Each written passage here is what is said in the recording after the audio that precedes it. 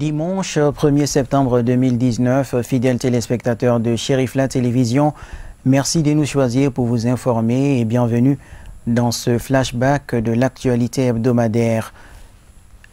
Le guide spirituel des Ansars, non moins président du Haut Conseil islamique du Mali, a regagné la capitale malienne le mardi 27 août 2019 dans la soirée.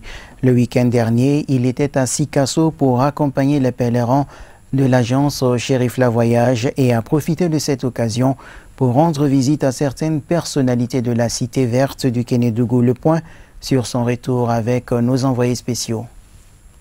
Après un séjour bien mérité dans la cité verte du Kénédougou, il était allé accompagner les pèlerins de l'agence Cherifla Voyage. Le président du groupement des leaders spirituels musulmans du Mali a regagné Bamako, la capitale, dans la soirée du mardi 27 août 2019. C'est aux alentours de 12 heures que le guide spirituel des Ansars, Seyd Cherif Ousmane Madani Aïdara, prend congé des Sikassois, notamment des Ansars qui l'ont accompagné dans sa traversée de l'intérieur jusqu'à la sortie de la ville. À cet endroit, les Ansars lui ont réitéré toute leur gratitude et satisfaction pour ces 4 jours de spiritualité qu'ils ont pu tirer de sa présence et solliciter de sa part des bénédictions pour la prospérité, les difficultés au quotidien et par-dessus tout pour qu'Allah les gratifie d'une bonne saison hivernale. Après les séances de bénédiction, le guide spirituel dira au revoir à la population de Sikasso. Le cap est ensuite mis sur Bougouni. Ici, le président du Haut Conseil islamique du Mali est reçu à une dizaine de kilomètres de la ville, puis escorté jusqu'au siège de la section des Ansars de la localité, où un accueil des plus chaleureux lui est réservé par les militants et sympathisants Ansars de Bougouni. Les responsables de la section ont mis à profit cette occasion pour lui renouveler leur gratitude de les avoir guidés sur le chemin de la droiture et du salut. Prenant la parole, Seyd Cherif Ousmane Madani Aïdara a exprimé toute sa satisfaction vis-à-vis des Ansars de la section de Bougouni pour leur accueil des grands jours à l'aller comme à son retour de Sikasso. Le guide spirituel les a également exhortés à se cramponner toujours à cette corde de l'islam authentique qu'il a toujours prêché des années durant, mettant particulièrement un accent sur les bons comportements édictés par l'islam et mis en pratique par le saint prophète Mohammed, paix et salut sur lui et ses compagnons. Des bénédictions mettront également fin à l'étape de Bougouni. Direction cette fois-ci Bamako, mais arrivé à Sido, à quelques dizaines de kilomètres de Bougouni, Seyd Cherif Ousmane Madani Aïdara fera un court arrêt pour saluer la population, avec à sa tête les notabilités traditionnelles et religieuses de la localité qui, se tenant aux abords de la route, guettaient impatiemment son retour. Ils ont remercié le guide spirituel d'avoir fait escale à Sido et lui ont demandé également des bénédictions. C'est finalement vers 19 h que le président du Haut Conseil islamique du Mali regagne sa demeure familiale à Bangwani Djanguinebougou, en commune 1 du district de Bamako.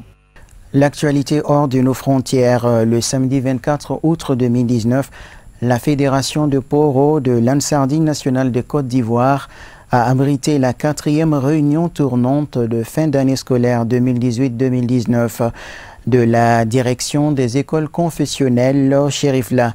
Il s'agissait de faire le bilan des activités de l'année écoulée et de soumettre aux délégués les perspectives pour la rentrée scolaire 2019-2020. Nos envoyés spéciaux avec le commentaire de Abdul Karim Sako. Les délégués composés de 33 directeurs d'école, 19 représentants en région de la direction des écoles confessionnelles Cherifla et des membres des organes centraux ont suivi avec intérêt la lecture des différents rapports de cette fin d'année scolaire. La DEC Cherifla compte 177 écoles et 28 332 élèves. À ce jour, 3 écoles ont pu intégrer le système officiel, tandis que 6 ont eu leur autorisation de création et 4 autres déclarées admissibles. Le taux de réussite à l'examen du CEP arabe est de 81,85%. Donc la DEC Cherifla a pour objet l'accompagnement et l'encadrement de nos établissements scolaires islamiques. Alors à ce titre, sur le plan encadrement, cette année par exemple, nous avons formé 73 directeurs d'école et 155 enseignants à la méthodologie de la lecture au CPM. Autre encadrement, c'est l'intégration. Nous sommes parvenus à augmenter le taux d'intégration de nos écoles islamiques. Ce taux est encore faible, mais des efforts sont en train d'être faits pour que cela se produise. Au titre de l'année écoulée, 6 livres arabes du primaire ont été conçus et reproduits en 64 735 exemplaires par la commission des manuels. Quant à l'année scolaire 2019-2020, il est prévu la production de 8 livres arabes en 80 000 exemplaires. Afin d'améliorer la commercialisation des livres, des points focaux ont été installés. Ils devront travailler sous le contrôle des commissaires aux comptes et des présidents des structures de base. Alors donc, outre les programmes que nous avons dès la création de l'ADEC, les programmes que nous avons unifiés, l'ADEC a en charge la confection de manuels scolaires. Alors cette année, nous avons confectionné plus de 64 000 manuels scolaires en arabe. Et ce sont nos Oussas que je félicite ici pour leur effort pour ce travail-là. Ce travail que vous voyez, c'est la commission de rédaction du manuel de la DEC Chérifla. Cette DEC Chérifla qui a été instaurée ou encore instituée par les membres du bureau national, dont le président national qu'on remercie ici, qui est notre président Adama Sanogo Di Sako. Avec nos collaborateurs, Oustaz Alpha Sissé de Saint-Fra, Hussein Traoré d'Abidjan, plus le président même de la DEC Chérifla et les autres membres qui nous ont appuyés dans ce grand travail-là. Les responsables du comité exécutif national des Ansars de la Côte d'Ivoire n'ont pas manqué d'exprimer toute leur satisfaction quant à la réussite de ces travaux. Ils ont par ailleurs invité les uns et les autres à pérenniser les efforts consentis. Tout d'abord, je tiens à remercier le comité d'organisation pour le travail abattu sur le terrain. Ensuite, je remercie le directeur qui est M. Kone et son équipe. Ils ont abattu un travail colossal sur le terrain. Vu le rapport tant moral et financier qu'ils ont présenté ce soir. Donc c'est très satisfaisant pour nous. Vous savez, l'éducation fait partie des objectifs de l'association et de notre guide à Sex Chérif Ousmane Madane Aïdara.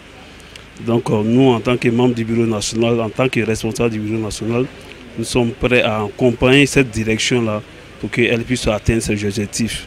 S'agissant des relations avec le ministère de l'Éducation nationale, la DEC Chérifla a participé à l'élaboration du plan stratégique d'intégration des écoles islamiques dans le système officiel et participé à plusieurs rencontres. Le représentant de l'inspecteur a exprimé toute la disponibilité du ministère de l'Éducation nationale pour conseiller et appuyer la DEC Chérifla. Tout ce qui fait la promotion de l'éducation de nos enfants est notre cheval de combat. Donc je souhaite que de tels événements se multiplient afin que nos enfants soient mieux éduqués. Votre structure est une structure qui est très importante pour nous dans la mesure où elle s'occupe également de l'éducation de nos enfants et en même temps de l'éducation spirituelle et religieuse de nos enfants. Je crois que c'est une structure qu'il faut promouvoir. Et pourquoi pas œuvrer pour que cette structure soit intégrée véritablement dans la grande famille de l'éducation, comme on l'a dit tout à l'heure, dans le système éducatif ivoirien. Cela pourrait être bénéfique pour nous les parents, pour les enfants, pour les autorités de tutelle que nous sommes. Notons enfin que la fédération du Go Gagnoa a été désignée pour abriter l'édition 2019-2020. L'actualité nationale sur un autre plan, Makan Diallo est le tout nouveau secrétaire général de la section SEC SDF du SINABEF. Le syndicat national des banques, assurances et établissements financiers et commerce. Il a été élu par consensus lors de l'Assemblée générale ordinaire du dit syndicat tenue le 24 août 2019 dans la salle de conférence de Kafo-Diguiné à Amdalaï, ACI 2000. Marietou Diallo, Draman Malé. La SEC SFD, entendue par là les systèmes financiers décentralisés, est la toute première section parmi tant d'autres dans les jours à venir qui composera le syndicat national des banques, assurances, établissements financiers et commerce SINABEF. Lors de son assemblée générale ordinaire, Makan Diallo a été choisi pour diriger la nouvelle section syndicale. Il s'est dit conscient de l'immensité du défi à relever. Nous plaçons notre mandat sous le signe du respect, de la discipline, du travail, de la franche collaboration, du partenariat et surtout du dialogue social. Tout ce qu'on obtient par le dialogue est encore plus doux que ce qu'on obtient par la violence. Donc je profite de cette occasion pour lancer un appel à nos camarades qui sont là, de faire passer le message que nous ne sommes pas un syndicat de bras cassés.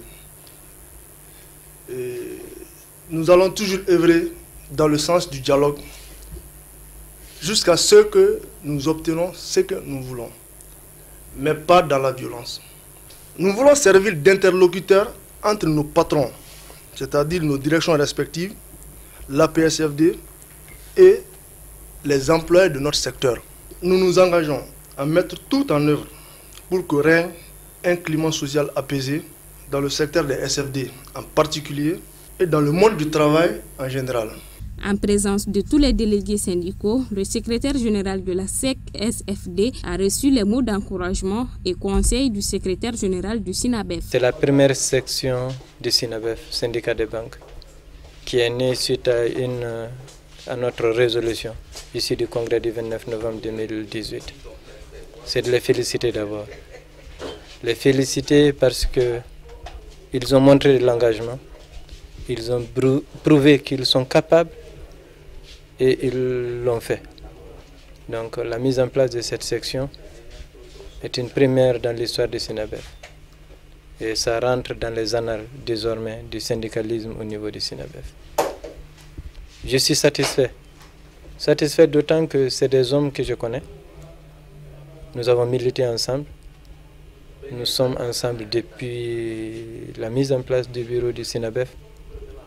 Et je crois en eux, je crois en leur capacité. La mission qu'il a aujourd'hui, c'est d'approcher tous les systèmes financiers décentralisés, sans exception, pour que nous soyons dans la même famille. Il n'y a pas de raison que les travailleurs se dispersent, aucune raison. Donc ça, c'est sa mission première et je suis sûr qu'il la réussira. Et les autres missions, nous les mènerons ensemble.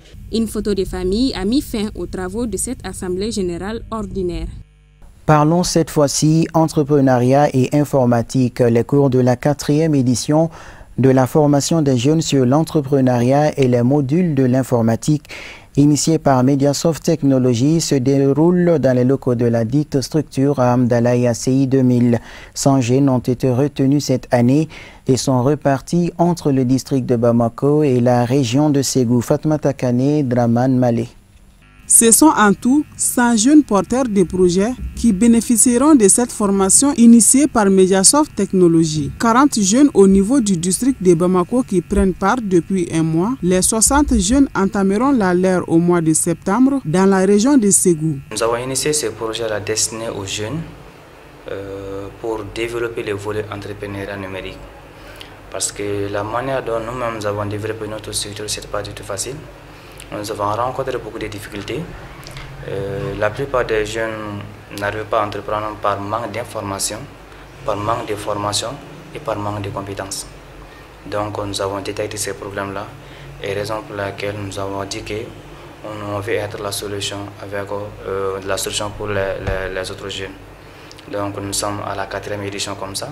Et depuis le lancement de ces projets, nous avons formé plus d'une centaine de personnes dans le domaine de l'entrepreneuriat, dont déjà travaillent déjà sur les activités. Et pour la 4e édition, cette fois-ci, nous avons décentralisé.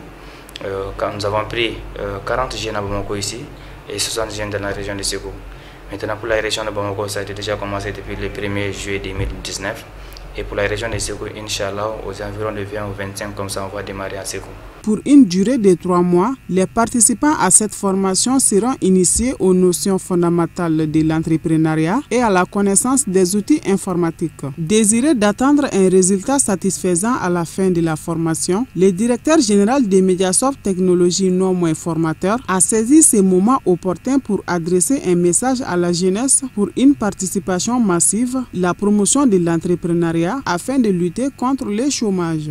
Les modules de cette formation commencent d'abord par l'informatique qui est le premier problème de tous les jeunes, en commençant par les bureautiques Word, Excel, PowerPoint. En même temps, nous allons commencer par les modules de l'entrepreneuriat même. Entrepreneuriat et esprit d'entreprise, ça c'est pour développer le côté développement personnel. Parce qu'on a remarqué que la plupart des jeunes n'arrivent pas à entreprendre par manque de motivation, par manque de confiance en soi. Donc, exemple, on commence par le développement personnel.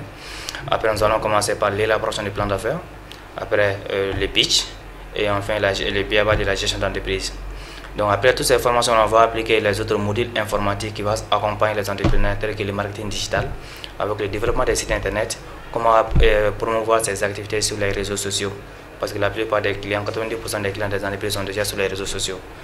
Donc en même temps aussi de négocier avec les structures des médias comme Sirfla TV.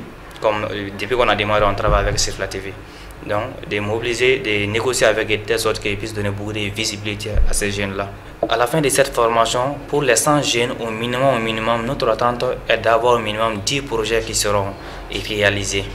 Pas 10 projets qui seront réalisés exactement, 10 entreprises, c'est ça notre souhait. En même temps aussi, les jeunes qui n'arrivent pas, parce que tout le monde n'est pas fait pour entreprendre. Les jeunes qui ont suivi la formation de A à Z, au minimum quand même peut être des bons employés dans les autres structures. Donc c'est ça notre attente à cette formation. Notons que Mediasoft Technologies évolue entre autres dans le domaine de l'entrepreneuriat numérique, la formation et conseil, l'intégration des solutions. L'actualité humanitaire à présent, la société Aminata Konaté, à travers son PDG Bourama Doumbia, a procédé à une remise de mototricycles aux personnes handicapées. Un geste qui permet de faciliter l'employabilité de ces personnes vulnérables. L'événement a réuni des responsables politiques administratifs autour du PDG de la société. C'était le mercredi 28 août au siège de l'association malienne des personnes handicapées physiques. C'est un commentaire de Amadou Kamara.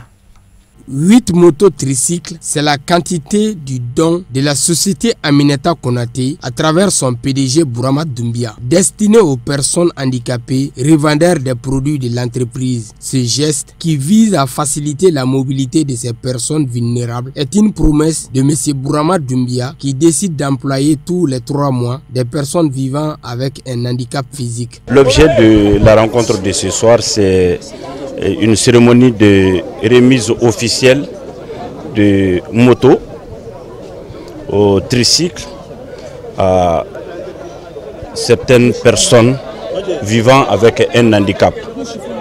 Donc l'objet de la cérémonie, c'est bien une remise solennelle et symbolique d'engins tricycles à des partenaires de la société Aminata Konaté Baramousso, mais des partenaires particuliers qui vivent avec un handicap. Bon, je suis très touché parce que de manière classique, cette catégorie de personnes, on les voit dans un coin de rue en train de demander.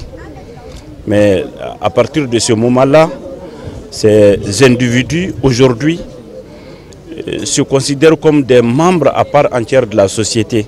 L'association malienne des personnes handicapées physiques, qui se fixe pour mission de combattre le chômage de ses membres, a tout d'abord remercié le donateur pour sa générosité et son engagement pour leur cause, avant de solliciter d'autres structures à imiter la société Aminata Konaté. Personnellement, j'ai apprécié ce geste à sa juste valeur. Comme j'ai eu à le dire dans mon discours, ce geste est venu d'un cœur pur. Moi, ça me fait à peu près une vingtaine d'années. Je n'ai jamais vu une telle scène dans ma cour, une telle donation dans ma cour. J'ai eu à le dire, il est le pionnier parmi les sociétés qui ont initié un tel geste. Nous ne pouvons que le remercier. Personnellement, j'ai été surpris, puisque je n'ai pas été associé à cette organisation, je n'ai pas été informé à temps, on m'a fait une surprise. Imaginez quelle est ma joie, qu'on vient me donner au moins 8 motos pour faciliter la mobilité à 8 de mes agents. 8 motos, si vous voulez multiplier par 500 000, ça fait combien de 1000? Donc, vous voyez un don, un tel don, vous pouvez estimer à sa juste valeur que ça vient d'une société malienne. C'est vraiment une surprise pour moi et je ne ferai que remercier et inviter les autres à faire de même. Très émus, les bénéficiaires ont tout d'abord jeté des fleurs à M. Bourama Doumbia avant de leur assurer de toute leur disponibilité à faire bon usage de ces tricycles. Moi, je suis très contente en tant que personne vivant avec un handicap. Donc, que Baramousso prend l'initiative de penser à nous, les personnes vivant avec un handicap, de nous donner du travail. Parce qu'il n'y a pas tout le monde qui ait confiance en nous, les personnes vivant avec un handicap. Donc, si Baramousso nous donne un travail, ça peut que nous combler, ça peut que nous donner de la joie, du bonheur. Nous sommes très heureux pour ça. Des sketchs sur la bonne qualité des produits Baramousso, la remise symbolique des clés des tricycles ainsi que des prestations artistiques ont été les temps forts de cette cérémonie. Parlons environnement à présent. La Fédération nationale des exploitants forestiers du Mali, fidèle à ses engagements de contribuer au développement durable de l'environnement, a organisé ce jeudi 29 août une journée de reboisement à Sadaman, commune rurale de Sobra, cercle de Kati. Cet événement de grande envergure a vu la participation de la Direction nationale des eaux et forêts, les responsables de la Fédération nationale des exploitants forestiers du Mali, ainsi que les autorités administratives et communales de Sobra. Nos envoyés spéciaux, Samaïra Sanogo, Draman Malé. Plus de 2 hectares pour plus de 1500 plants à Sandama, village relevant de la commune rurale de Sobra. C'est l'apport de la Fédération nationale des exploitants forestiers du Mali au développement durable de l'environnement. Il y a beaucoup de gens qui pensent que les exploitants ce sont des malfaiteurs. Au contraire, les exploitants ce sont des bienfaiteurs. Ça dit qu'il y a beaucoup aussi qui pensent que l'exploitation elle est interdite au Mali, alors que l'exploitation elle n'est pas interdite au Mali, mais elle est réglementée. Il faut savoir faire l'exploitation. Il y a la loi 10/028 du 12 juillet 2010 qui a bien déterminé l'exploitation de la forêt.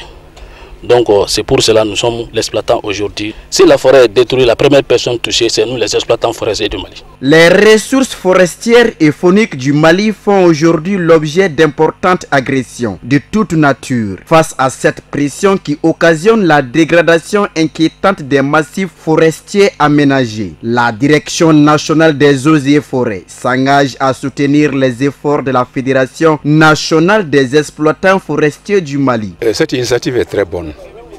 Parce que le reboisement est une activité qu'on doit faire partout où la couverture végétale est dégradée et où vraiment le sol se prête à la plantation.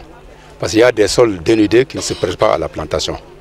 Donc sur ce sol, il faudrait d'abord entreprendre des actions de lutte anti-érosive avant de reboiser. C'est le lieu de remercier vraiment les organisateurs de la cérémonie, notamment la mairie et à travers elle la Fédération nationale des exploitants pour la belle initiative. En se réjouissant fortement de l'initiative et du choix porté sur sa localité, le maire de la commune rurale de Sobra a de vive voix invité la population de Sandama et environ de s'occuper de ces plants. Car une chose est de planter un arbre et une autre est de l'entretenir. Cette journée de reboisement qui a été un véritable moment de convivialité à Sandama a été marquée par des propos rassurants des chasseurs, des jeunes ainsi que des femmes qui ont fait la promesse d'entretenir jalousement ces plants avant d'agrémenter le tout par des prestations folkloriques des chasseurs de la localité.